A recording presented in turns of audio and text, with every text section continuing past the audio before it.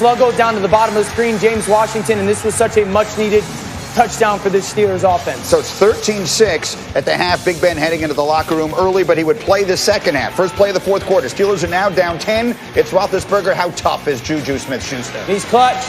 You need a play, turn to Juju. He's inside, double nod, split safety. He's got the whole middle of the field to work, and you can see Big Ben going, we needed that one. 19-15, the P-18 no good, so it stays there. Ensuing Cowboys possession. Gilbert under pressure, picked. That's a big mistake. Minkah Fitzpatrick is an absolute magnet to the football. It's a great job of the rush getting there. The ball floats up in the air, and Minkah falls into his lap. Pittsburgh had kicked a field goal, so it's 19-18, and here they come. 42 yards up the sideline to Johnson. Yeah, and they get into that bunch set, create space for Deontay Johnson. He's too good in the open field to tackle. And then, Rex, what are you going to do with Eric Ebron if he is this big and can do this? Watch him with the jump here. Yeah, there's nothing you can do against this. That's why Detroit cut him.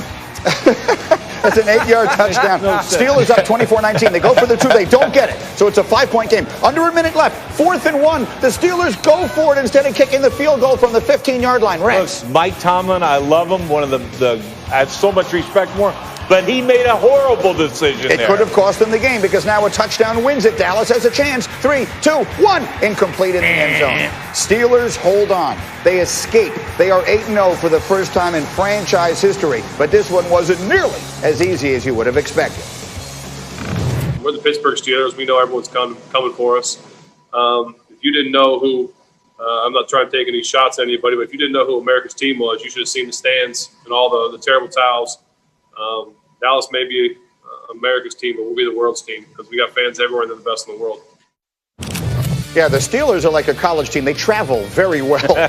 And with last night's win, they're 8-0. It's the first time in their franchise history they've won their first 8 games of a season. You would have thought back in the legendary Steel Curtain days. Greeny, that can't be right. It is. Can't be right. And our stats give them currently the 4th best chance in the NFL to reach the Super Bowl. So, Ryan Clark, we talked about this last week. They coming off of the stretch they just came off of. They had 3 very winnable games in a row. We expected them to win easily yesterday. What happened?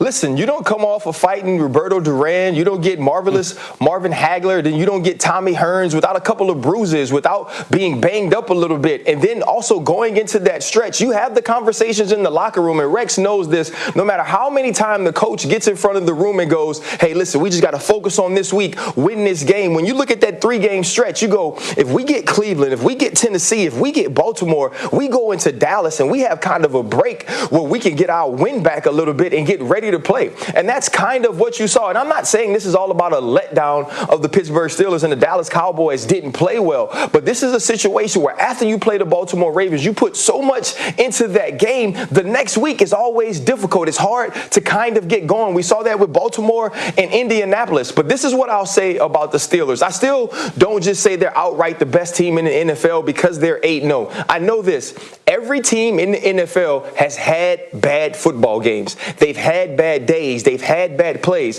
There's only been one team to not have a bad enough day to lose a game, and that's the Pittsburgh Steelers. No matter how we feel about the Dallas Cowboys or some of these bad teams in the NFL, they are still fielded by NFL players, by people who are on contract to play professional football. And the Dallas Cowboys showed up. They played better defensively. The quarterback played better, but Ben Roethlisberger and the Pittsburgh Steelers, Mike Tomlin and the Pittsburgh Steelers found ways to make plays, and Minkah Fitzpatrick is the star.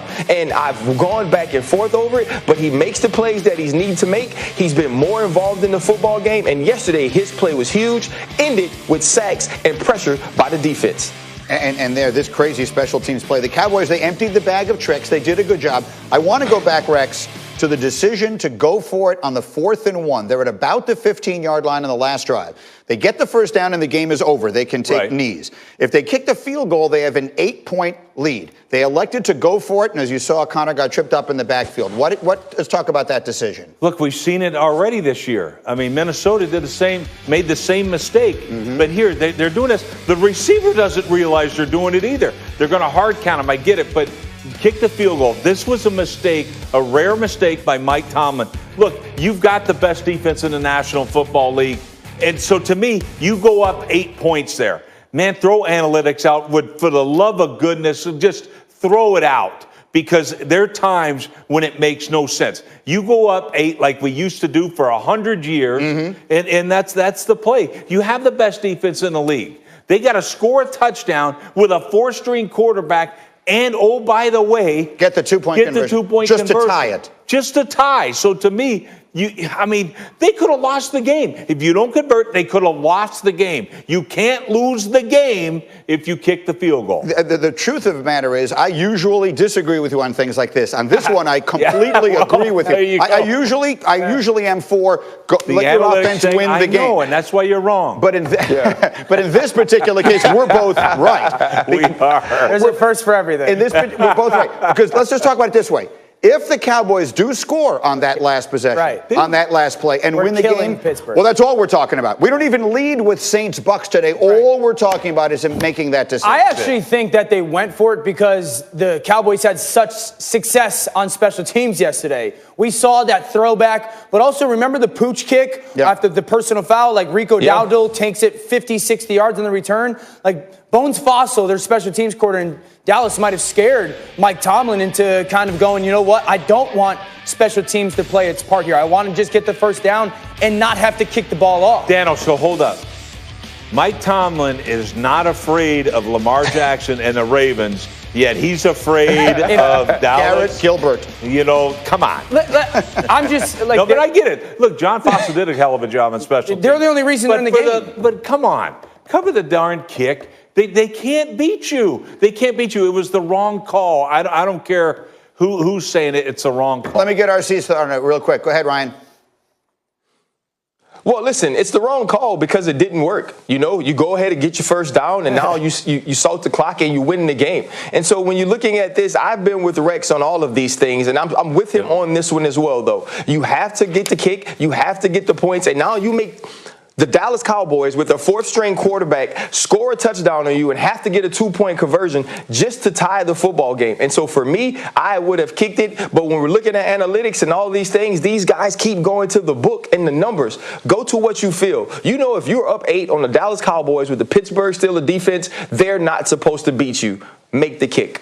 Yeah, and I don't even know that this one is as much about the analytics as it is just you're betting on getting the yard in that situation. They could have lost the game. Again, that's all we would have talked about this morning. All right, we have so many more NFL games to get to. We're basically wall to wall. So let me get up and go with some of the other sports news of the day. Chase Elliott won the NASCAR Cup Series title, winning the final race at Phoenix Raceway. Joins his father Bill as a Cup Series champion. 7-time champion Jimmy Johnson finished 5th. Capped his final full-time season in the Cup Series, but congratulations to Chase. Elsewhere, Carlos Ortiz held off Dustin Johnson and Hideki Matsuyama, closing with a 5-under-65 to win the Houston Open Sunday. The 29-year-old, a 20-foot birdie for a 2-shot victory, also becomes the first Mexican golfer to win on tour in 42 years. This week, the Masters. Meanwhile, Browns quarterback Baker Mayfield placed on the reserve COVID list after a staff member tested positive for the coronavirus. As long as he doesn't test positive, Mayfield could be allowed to return to practice as early as Wednesday. The team is scheduled to host Houston this weekend. Meanwhile, the Patriots have ruled out corner Stephon Gilmore for tonight's game against the Jets. The reigning NFL Defensive Player of the Year will miss his 2nd straight with a knee. Gilbert